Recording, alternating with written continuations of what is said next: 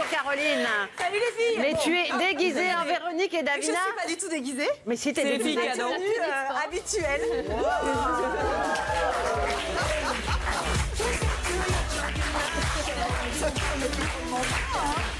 Absento, elle est plus forte. Bonjour à toutes. Bonjour. Salut Caro.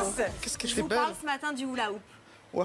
Du hula hoop parce que le hula hoop revient à la mode et pourtant c'est pas récent.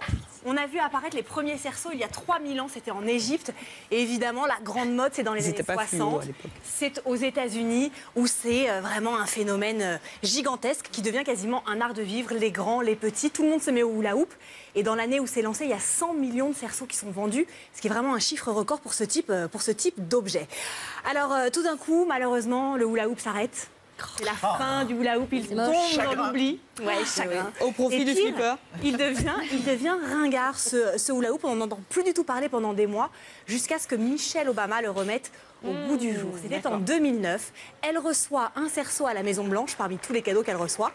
Elle l'essaye et elle l'adopte et elle l'intègre immédiatement dans son programme, vous savez, de lutte contre l'obésité. Elle est swag, hein, Michelle, elle est très swag. Elle est swag, hein. Elle est quand même géniale. Elle organise des concours sur la pelouse de la Maison Blanche parce que le hula hoop, en fait, s'avère être un sport très efficace, amusant, et on est vraiment dans cette ère de... Mais c'est compliqué quand même, hein, techniquement. Moi, j'y arrive absolument pas. Bah ouais, mais on va essayer. D'accord. C'est pas simple parce qu'effectivement, on pense tous qu'il faut faire un mouvement comme ça de 8. Vas-y, montre tes abdos, Caroline. En fait, il faut faire un mouvement Énerve.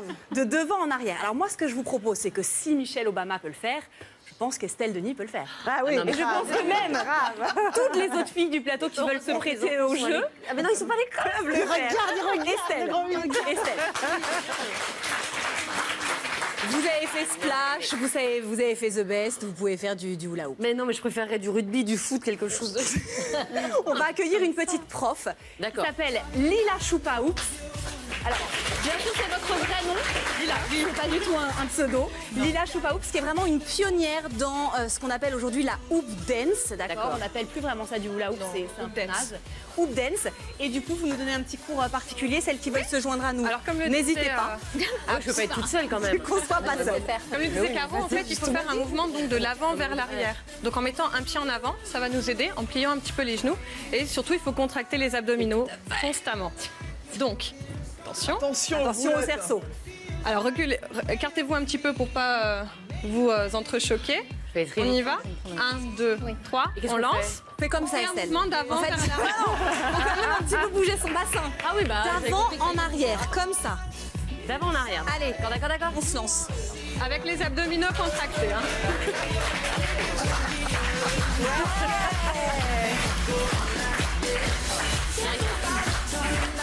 Bon, c'est ta chance. Tu peux pas refuser. Tu peux pas refuser. Non, Caro. Tu peux pas. Allez. Ah, le grand moment de solitude.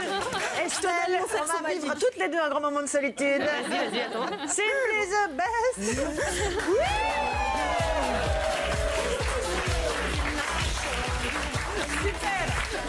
Merci les filles. Un petit cerceau comme ça coûte. Merci beaucoup Lila. Alors je rappelle que vous donnez des cours à la Pink School pour ceux qui veulent faire des exercices. Ça coûte à peu près 30 € et ça se trouve évidemment dans toutes les boutiques de sport. D'accord. Et il faut pratiquer un peu avant. Il faut pratiquer un petit peu avant. En public. Merci Caro, tout nouveau, tout Caro.